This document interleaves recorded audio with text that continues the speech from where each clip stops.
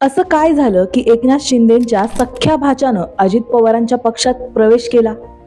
राजकारणात कधी काय होईल सांगता येत नाही. हेच खरं. एकीकडे निवडणुकांनी वातावरण तापलंय, त्यातच महायुतीमध्ये दोस्तीत कुस्ती पाहायला मिळते.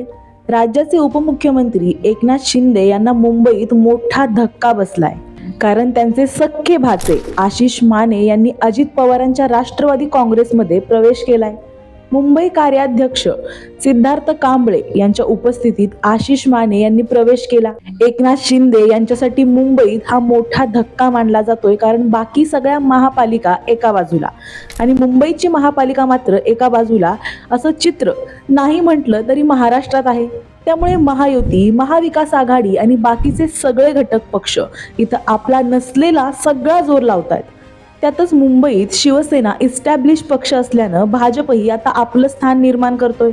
पण अजितदादांच्या राष्ट्रवादीनं मारलेल्या या सिक्सरनं सगळ्यांचं लक्ष वेधलंय. राष्ट्रवादी काँग्रेस पक्षाकडून चांदिवली मतदारसंघातल्या प्रभाग क्रमांक 159 मधून आशिष माने यांना उमेदवारी देण्याचं निश्चित करण्यात आलंय. त्यामुळे तुम्हाला काय वाटतं, याचा एकनाथ शिंदेंच्या सेनेवर काय फरक पडेल हे आम्हाला कमेंटमध्ये नक्की सांगा आणि अशाच व्हिडिओसाठी प्राईम संवादला नक्की फॉलो करा.